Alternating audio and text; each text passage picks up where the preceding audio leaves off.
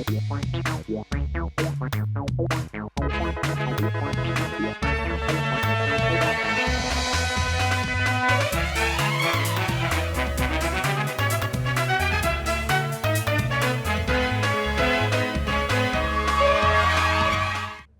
आप देख रहे हैं राष्ट्रीय समाचार और मैं हूं आपके साथ प्रिया पांडे। पहले एक नजर हेडलाइंस पर। प्रधानमंत्री मोदी डब्ल्यूएचओ समिट में हुए शामिल। स्वास्थ्य और कल्याण में देश को योगदान अंतर्राष्ट्रीय राज्य स्तर पर किया रेखांकित। सीएम योगी ने गोरखपुर में नए रेलवे ओवरब्रिज का किया उद्घाटन। शहर में यातायात सुगमता और जाम की समस्या कम करने की योजना पर दिया जोर। भाजपा के राष्ट्रीय कार्यकारी अध्यक्ष नितिन नवीन ने महासचिवों के साथ हाई लेवल बैठक की और संगठन और राजनीतिक रणनीति पर हुई चर्चा। जदयू नेता राजेश सिंह ने नीतीश से जुड़े हिजाब मामले पर दिया बयान। कहा, बच्ची से अपनापन दिखाना गलत नहीं, राजनीतिक बहस छिड़ी। ललितपुर स्कूल में मिड डे मील विवाद। छात्र से अतिरिक्त रोटी मांगने पर मारपीट का आरोप। वायरल वीडियो के बाद प्रधानाध्यापक निलंबित। प्रधानमंत्री नरेंद्र मोदी ने नई दिल्ली के भारत मंडप में पारंपरिक चिकित्सा पर दूसरे डब्ल्यूएचओ ग्लोबल समिट के समापन समारोह में हिस्सा लिया। यह कार्यक्रम वैश्विक विज्ञान आधारित और लोगों पर केंद्रित पारंपरिक चिकित्सा एजेंडा को आकार देने में भारत की बढ़ती भूमिका और अग्रणी पहलों को उजागर करता है। प्रधानमंत्री मोदी ने इस अवसर पर कहा कि भारत पारंपरिक चिकित्सा के क्षेत्र में वैश्विक नेतृत्व निभा रहा है और यह समिट उन पहलों को बढ़ावा देने का मंच है जो स्वास्थ्य और कल्याण के क्षेत्र में भारत के योगदान को अंतर्राष्ट्रीय स्तर पर मान्यता दिलाती हैं। समापन समारोह में देश और विदेश के कई विशेषज्ञ और प्रतिनिधि मौजूद रहे, जिन्होंने पारंपरिक चिकित्सा के वैश्विक विस्तार और वैज्ञानिक आधार पर लागू होने वाले पहलों पर चर्चा की। बुलेटिन में अगली खबर उत्तर प्रदेश से। उत्तर प्रदेश के मुख्यमंत्री योगी आदित्यनाथ गोरखपुर दौरे पर है। इस अवसर पर उन्होंने गोरखपुर में नए रेलवे ओवरब्रिज का उद्घाटन किया। इस परियोजना का उद्देश्य शहर में यातायात सुगमता बढ़ाना और रेलवे क्रॉसिंग के कारण होने वाले जाम की समस्या को कम करना। उद्घाटन समारोह में स्थानीय अधिकारी और नागरिक भी उपस्थित रहे। दिल्ली में भाजपा के राष्ट्रीय कार्यकारी अध्यक्ष नितिन नवीन ने महासचिवों के साथ अपनी पहली बैठक की अध्यक्षता की। यह हाई लेवल पार्टी के वरिष्ठ नेताओं की उपस्थिति में आयोजित की गई बैठक में विभिन्न संगठनात्मक और राजनीतिक मुद्दों पर चर्चा की गई। बैठक के समापन पर महासचिवों ने नितिन नवीन को फूल देकर बधाई दी। इस बैठक को पार्टी में रणनीतिक दिशा तथा तय करने के लिहाज से महत्वपूर्ण माना जा रहा है। बुलेटिन में अगली खबर बलिया से जदयू के प्रदेश महासचिव राजेश सिंह का एक विवादित बयान सामने आया। वह बलिया जिलाधिकारी कार्यालय पहुंचे थे, जहां मीडिया द्वारा उनसे पूछे जाने पर मुख्यमंत्री नीतीश कुमार से जुड़े एक वायरल वीडियो को लेकर सवाल किया गया। सोशल मीडिया पर वायरल वीडियो में मुख्यमंत्री नीतीश कुमार एक महिला का हिजाब खींचते हुए दिखाई दे रहे हैं। इस पर प्रतिक्रिया देते हुए राजेश सिंह ने कहा कि वह बच्ची बेटी बहन की उम्र की है और अगर किसी बच्चे से अपनापन दिखाया गया तो उसमें कुछ भी गलत नहीं है। उन्होंने कहा कि इस मामले पर टिप्पणी करने वाले लोग मानसिक रूप से ठीक नहीं हैं और बेवजह की बातें कर रहे हैं। सुनिए उनका पूरा बयान। बेटी बहन की उम्र की है और हमने उसका नकाब खींच दिया। हमको कोई बच्चा अच्छा लगता है, हम उसको वैसे छू लेते हैं। कौन सा गलत हो गया भाई? जिन लोगों का मानसिकता खराब है वही इस पर टीका टिप्पणी कर रहे हैं, फालतू का बात कर रहे हैं। नीतीश कुमार का विकल्प पूरे देश में नहीं है। नीतीश कुमार सबसे बेस्ट नेता है। उनका विकल्प किसी पार्टी में, किसी देश में, किसी नेता के पास नहीं है। बच्ची हमारी बेटी बहन की उम्र की है और हमने उसका नकाब खींच दिया। हमको कोई बच्चा अच्छा लगता है, हम उसको वैसे छू लेते हैं। कौन सा गलत हो गया भाई? जिन लोगों का मानसिकता खराब है वही इस पर टीका टिप्पणी कर रहे हैं, फालतू का बात कर रहे हैं। नीतीश कुमार का विकल्प पूरे देश में नहीं है। नीतीश कुमार सबसे बेस्ट नेता है। उनका विकल्प किसी पार्टी में, किसी देश में, किसी नेता के पास नहीं है। अभी आपने सुना जदयू नेता राजेश सिंह का बयान। अब खबरों में आगे बढ़ते हैं और अगली खबर उत्तर प्रदेश से है। उत्तर प्रदेश के जनपद ललितपुर से मिड डे मील से जुड़ा एक गंभीर मामला सामने आया। विकासखंड बिरघा के ग्राम निबरुआ स्थित उच्च प्राथमिक विद्यालय में एक छात्र द्वारा मिड डे मील के दौरान अतिरिक्त रोटी मांगना भारी पड़ गया। आरोप है कि स्कूल के इंचार्ज प्रधानाध्यापक ने छात्र की बेरहमी से पिटाई कर दी। छात्र को डंडे से पीटे जाने का आरोप भी लगाया गया है। घटना के बाद जब ग्रामीणों और अभिभावकों ने विद्यालय पहुंचकर इसका विरोध किया और अध्यापक से उलाहना दिया तो आरोप है कि प्रधानाध्यापक ने अभिभावकों के साथ भी अभद्र व्यवहार किया। इस दौरान ग्रामीणों और अभिभावकों ने पूरी बातचीत का वीडियो बनाकर सोशल मीडिया पर वायरल कर दिया। वीडियो वायरल होने और अभिभावकों की शिकायत सामने आने के बाद शिक्षा विभाग ने मामले का संज्ञान लिया। जिला बेसिक शिक्षा अधिकारी रणवीर सिंह ने पूरे प्रकरण को गंभीरता से लेते हुए आरोपी इंचार्ज प्रधानाध्यापक को तत्काल प्रभाव से निलंबित कर दिया। फिलहाल मामले की विभागीय जांच की जा रही है और आगे की कार्रवाई जांच रिपोर्ट के आधार पर की जाएगी। आया था कि प्राथमिक विद्यालय निबुआ के इंचार्ज प्रधानाध्यापक सचिन जैन द्वारा किसी बच्चे से मारपीट की गई और उसका एक वीडियो वायरल हो रहा था, जिसमें स्पष्ट हो रहा था कि बच्चे को रोटी देने के ऊपर जो है विवाद हुआ है। ग्रामवासी भी आए थे। ग्रामवासियों ने जब शिकायत की हेडमास्टर से, तो हेडमास्टर ने उनके साथ भी अभद्रता की, ऐसा उस वीडियो में दिखाया जा रहा था। तो तत्काल प्रभाव से उस शिक्षक को निलंबित कर दिया गया है। उसकी जांच वहां की खंड शिक्षा अधिकारी को दी गई है। जांच आती ही आगे निकाल। खबरों में आगे बढ़ते हैं और अगली खबर जमशेदपुर से। बैंक में कार्यरत कर्मी ही बना बैंक चोर, लॉकर से उड़ाए लगभग 30 लाख का सोना। मामला मानेंगे कि आजाद नगर थाना क्षेत्र के अंतर्गत जाकिर नगर स्थित बैंक ऑफ बड़ौदा शाखा का है, जहां लॉकर से करीब 30 लाख रुपए का मूल्य का सोना गायब होने के मामले में पुलिस ने आरोपित बैंक कर्मी शत्रुघ्न कुमार चौधरी को गिरफ्तार कर जेल भेजा है। हालांकि आरोपित के विरुद्ध अदालत से गिरफ्तारी वारंट जारी होने के बाद पुलिस ने उसे दबोच लिया है। पुलिस के अनुसार गिरफ्तार आरोपी शत्रुघ्न कुमार चौधरी गणेश गया दूत अपार्टमेंट के बी ब्लॉक की चौथी मंजिल का निवासी है और मूल रूप से बिहार के नालंदा जिले के चंडी थाना क्षेत्र का रहने वाला है। वह जाकिर नगर स्थित बैंक ऑफ बड़ौदा शाखा में कर्मचारी के रूप में कार्यरत था, जिसकी शिकायत बैंक मैनेजर ने भी थाने में की थी।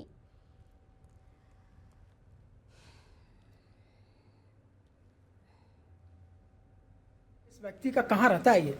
देखिए, ये अभियुक्त का नाम शत्रुघ्न कुमार चौधरी है और ये मानगो थाना अंतर्गत पोस्ट ऑफिस रोड के रहने वाले हैं। और इन पर आरोप था कि बैंक ऑफ बड़ौदा आजाद नगर थाना क्षेत्र में स्थित है, ओल्ड पुरुलिया रोड में, उससे बैंक के लॉकर से करीब 30 लाख रुपया का सोना का चोरी करने का आरोप था, जिसमें अनुसंधान के क्रम में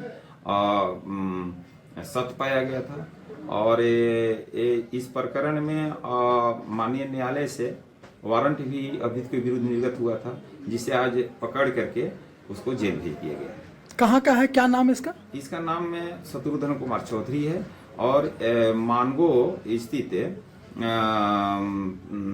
पोस्ट ऑफिस से रोड का रहने वाला है। ये बैंक का कर्मचारी है? हाँ, ये बैंक ऑफ बड़ौदा के पुराना कर्मचारी है जिन्होंने ये घटनाकारी किया था अपने बैंक में। महाराष्ट्र के सतारा महाबलेश्वर में सामने आए करोड़ों रुपए के ड्रग्स कांड ने सियासी माहौल गरमा दिया है। इस मामले में राज्य के उप मुख्यमंत्री एकनाथ शिंदे के करीबी का नाम सामने आने के बाद राजनीतिक आरोप प्रत्यारोप तेज हो गए हैं। जैसे मुख्यमंत्री देवेंद्र फडणवीस ने मीडिया से बात करते हुए उप मुख्यमंत्री एकनाथ शिंदे का बचाव किया, उसी के कुछ समय बाद शिवसेना उद्धव गुट की नेता सुषमा अंधारे ने शिरडी में पत्रकारों से बात करते हुए तीखा बयान दिया। आइए सुनते हैं कि उद्धव ठाकरे गुट की नेता सुषमा अंधारे ने क्या कुछ कहा। काय, आरोपी कोण, गुन्हेगार कोण, निर्दोष कोण, यावरती मांडणी करावी. यू आर नॉट जज, you have not any kind of judicial authority. कृपया जज बनण्याचा प्रयत्न करू नका. चौकशीच्या आधीच क्लीन चिट देण्याची जी तुमची घाई असते, विशेषतः तुमचे लोक जेव्हा असतात तेव्हा,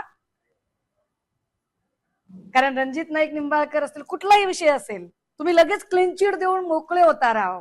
तुम्ही विसरता का की तुम्ही जज नाही, तुम्ही मुख्यमंत्री आहात.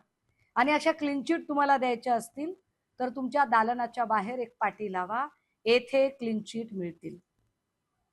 कृपया हे करू नका, कारण तुमच्या अशा वक्तव्याने तपास प्रभावित होऊ शकतो. एक. दुसरं असं की उपमुख्यमंत्री एकनाथ शिंदेचं नाव, मी उपमुख्यमंत्री एकनाथ शिंदे गुन्हेगार आहेत असं एकदाही म्हटलेलं नाही. मी काय म्हणतेय की ड्रग्जच्या संबंधाने जो एकूण घटनाक्रम आहे, या घटनाक्रमामध्ये प्रकाश शिंदे हे नाव आलेलं आहे आणि प्रकाश शिंदे हे नाव हे राज्याचे उपमुख्यमंत्री असणाऱ्या एकनाथ शिंदे यांच्या सख्या भावाचं नाव आहे.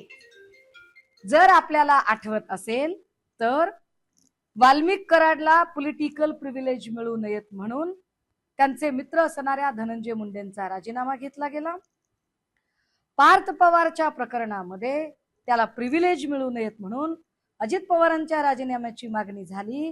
तर होय, मी तिसऱ्या दिवशी सलगपणे पुनरुच्चार करते की प्रकाश शिंदेच्या चौकशीच्या दरम्यान कुठलाही तपास प्रभावित होऊ नये आणि त्यांना पॉलिटिकल प्रिव्हिलेज मिळू नयेत म्हणून एकनाथ शिंदे यांचा राजीनामा झाला पाहिजे. एकनाथ शिंदेंनी बाजूला राहावं, एकदा तपास होऊ द्यावा. प्रकाश शिंदे जर निर्दोष असतील तर एकनाथ शिंदेनी उपमुख्यमंत्री कशाला, त्यांनी मुख्यमंत्री व्हावं. देवेंद्रजी, तुमचं मन मोठं आहे ना, तुम्ही बाजूला व्हा. आमचा भाऊ निर्दोष झाला ना की आमच्या भावाला परत मुख्यमंत्री करा. सुषमा अंधारे पुष्पगुच्छ घेऊन तिथे यायला तयार आहे. मात्र ड्रग्जचा लढा हा महाराष्ट्राचा लढा आहे आणि जो लढा मी उभा करते त्या लढ्यामध्ये आपण मला डिमोरलाइज चूक काय. बुलेटिन में अगली खबर सिरडी से। सिरडी के साईं बाबा संस्थान में एक बार फिर साईं भक्ति की मिसाल देखने को मिली है।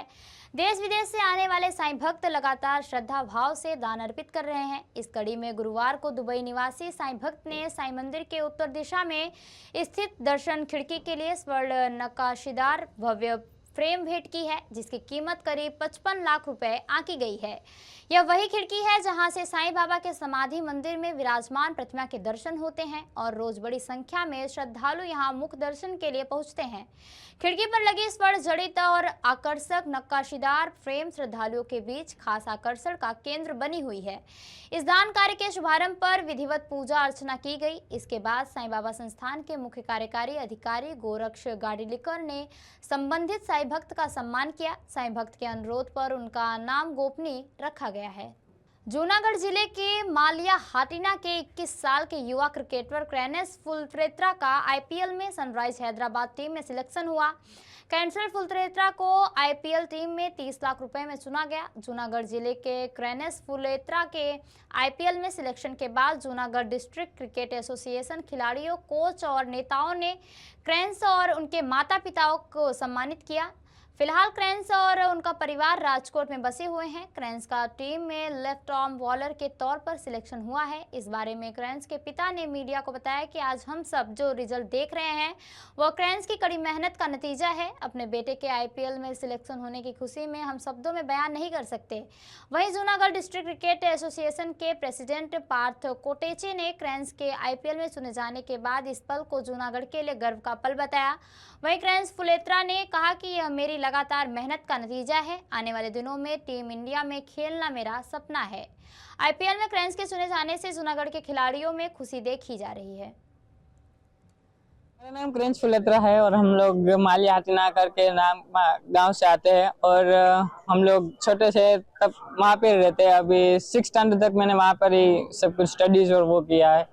मेरे पापा को, अंकल को, पूरे घर में क्रिकेट का बहुत बड़ा शौक है और हम लोग क्रिकेट के लिए पापा मुझे प्रैक्टिस कराते थे। पहले तो मैं वहाँ पे टेनिस ही खेलता था, फिर पापा ने मुझे ऐसा समझाया कि ऐसे सीजन का बॉल ये होता है और ऐसे रूल्स होते हैं और सब कुछ मुझे पापा ही प्रैक्टिस कराते थे जब हम लोग गाँव पे थे।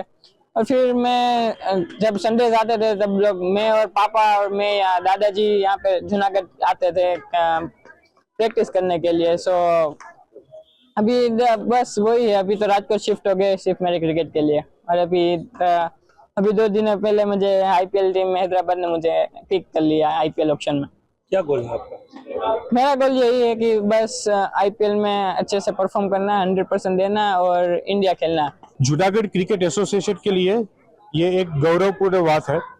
हम सब जानते हैं कि हाल ही में आने वाले इंडियन प्रीमियर लीग आईपीएल का जो ऑक्शन अबू धाबी में हुआ उसमें जूनागढ़ क्रिकेट एसोसिएशन का क्रेन्स फुलेत्रा जिनको सिलेक्ट किया गया है। 21 साल की उम्र है अभी क्रेन्स की। 9 साल की उम्र से वो क्रिकेट खेल रहा था। काफी सालों से, पिछले साल भी वो हैदराबाद के लिए नेट बॉलर के तौर पे था। उसको देखने के बाद, जो सारे क्रिकेटर्स की एडवाइस के बाद उसकी पसंदगी की गई है। जूनागढ़ क्रिकेट एसोसिएशन के सभी कोचेस, गौतम बाबरिया, कमलेश चावड़ा, भरत भट्ट, मेरे साथी, मेरे team members, vice president Parth Dhulesia, secretary Arjun Rana और इस मौके पे खास सौराष्ट्र क्रिकेट एसोसिएशन के फॉर्मर प्रेसिडेंट और हाल ही के बीसीसीआई के apex council member Jaydev Shah साहब और उनकी पूरी टीम को मैं शुक्रिया अदा करता हूं, क्योंकि उन्होंने ये तक दी तब जाके क्रेज जो है ये यहाँ तक पहुंचा है। आने वाले दिनों में जूनागढ़ क्रिकेट एसोसिएशन के प्लेयर्स सौराष्ट्र ही नहीं बल्कि नेशनल लेवल पर जूनागढ़ को रिप्रेजेंट कर रहे, यही हमारी कोशिश रहेगी। खबरों में आगे बढ़ते हैं और अगली खबर मोहनिया से। मोहनिया थाना क्षेत्र के बेलौड़ी गांव के बाहर काली माता मंदिर के अंदर घंटे से लटक कर एक युवक ने आत्महत्या कर ली। मृतक युवक की पहचान बेलौड़ी गांव निवासी रविंद्र सिंह का लगभग 35 वर्षीय पुत्र प्रदीप कुमार के रूप में हुई है। मृतक मंदिर का पूर्व पुजारी भी था। मृतक के छोटे भाई संदीप कुमार ने बताया कि मेरे बड़े भैया का दिमागी संतुलन ठीक नहीं था, उनका इलाज चल रहा था। हमको गांव के लोगों ने फोन पर बताया कि तुम्हारे भैया ने काली माता मंदिर में फांसी लगाकर आत्महत्या कर ली है। सूचना मिलते ही हम यहां आ गए। बेलौड़ी गांव के मुखिया मीर इमरान ने बताया कि पहले ये मंदिर में पूजा करते थे, उनकी दिमागी संतुलन सही नहीं था, उनका दवा चल रही थी। और मोहनिया थाना के सब इंस्पेक्टर अमन कुमार ने बताया कि हमें सूचना मिली थी कि एक युवक ने फांसी लगाकर आत्महत्या कर ली है। हम लोग घटनास्थल पर पहुंचे हैं और शव को कब्जे में कर पोस्टमार्टम के लिए सदर अस्पताल भभुआ भेज रहे हैं। गया में एक महिला ने पुलिस पर कथित मारपीट और दुर्व्यवहार का आरोप लगाया है। भारतीय सेना में नायक पद पर तैनात संजय गुप्ता की पत्नी शोभा देवी ने बताया कि मगध मेडिकल थाना क्षेत्र के एक एसआई और 2 कांस्टेबल ने उसके साथ मारपीट की और उनके कपड़े फाड़ दिए।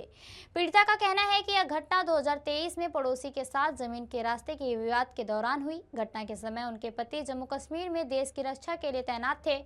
उन्होंने बताया कि पुलिस ने उनके ऊपर झूठा मुकदमा दर्ज कर उन्हें एक दिन के लिए जेल भी भेज दिया था। शोभा देवी ने 3 वर्षों से प्रशासनिक अधिकारियों के पास न्याय की गुहार लगाई है, लेकिन अब तक किसी कार्रवाई की जानकारी नहीं मिली। फिलहाल इस केस की स्टेटस रिपोर्ट अभी भी पेंडिंग बताई जा रही है। शोभा देवी मीडिया के सामने अपने परिवार के साथ हुए दुर्व्यवहार के खिलाफ न्याय की मांग कर रही हैं और आरोपी पुलिस कर्मियों पर सख्त कार्रवाई की अपील भी कर रही हैं। 2023 की लगभग ये घटना है। उससे भी पहले मेरी सासू माँ के साथ ये लोग, मेरे पड़ोसी शुक्ला जी, मेरी सासू माँ के साथ ही मार पिटाई किया था, तो जिसका सासू माँ ने केस भी की थी।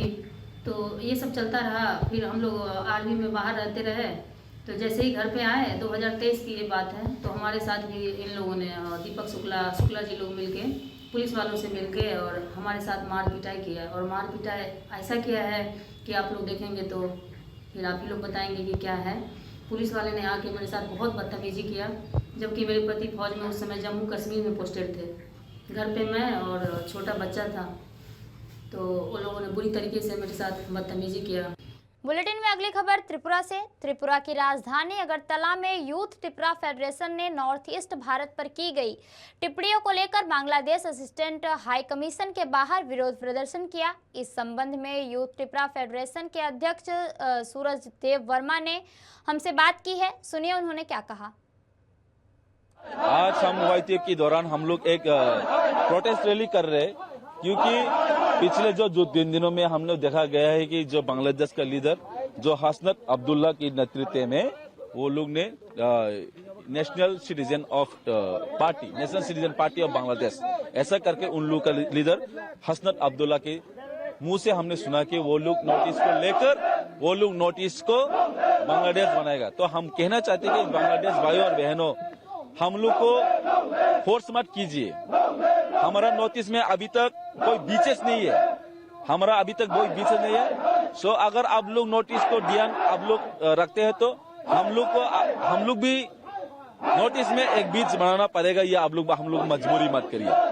हम लोग वो बीच का नाम रखेगा ग्रेटर त्रिपुरालैंड बीच नाम रखेगा। हम लोग आने वाले दिनों में आज नहीं तो कल नहीं तो कभी ना कभी तो हो जाएगा, अगर रोज ऐसा होते ही जा रहे तो, क्योंकि हम छोड़ने वाले में नहीं है, because we are the responsible citizens of India. Bhopal में महिला कांग्रेस ने मध्य प्रदेश सरकार के मंत्री कुंवर विजय शाह के खिलाफ विरोध प्रदर्शन किया।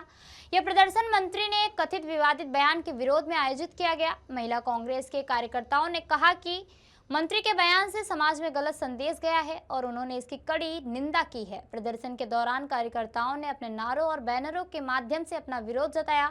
स्थानीय पुलिस ने प्रदर्शन को नियंत्रित किया और किसी अप्रिय घटना को रोकने के लिए सुरक्षा व्यवस्था सख्त कर दी। मध्य प्रदेश सरकार के मंत्री कुंवर विजय शाह अपने एक कथित विवादित बयान की वजह से विवादों में है। इसी को लेकर भोपाल में महिला कांग्रेस ने मंत्री कुंवर विजय शाह के खिलाफ विरोध प्रदर्शन किया। दीदी सारे जो अपशब्द महिलाओं के सम्मान में हर टाइम बोलते हैं, वो अभी महिला लाडली बहनाओं के इसमें बोले गए हैं उन्होंने, ऐसे वो हमेशा अपमानित करते रहेंगे महिलाओं को। और ये शासन प्रशासन उसकी दलाली कर रहे हैं और हम लोगों को रोक रहे हैं। हम सिर्फ एक न्याय के लिए, महिलाओं के सम्मान के लिए जा रहे हैं। यहाँ तक पूरा मेरे कपड़े फाड़ दिए, बाल खींच रहे हैं वो, हम लोगों के बाल नोच के मतलब रोक रहा है। आपको रोकना तो तरीके से रोके ना आप लोग, हैं? ये कोई तरीका होता है क्या? गुलामी कर रहे हैं ये लोग, दलाली कर रहे हैं बीजेपी की। लाडली बहनाओं का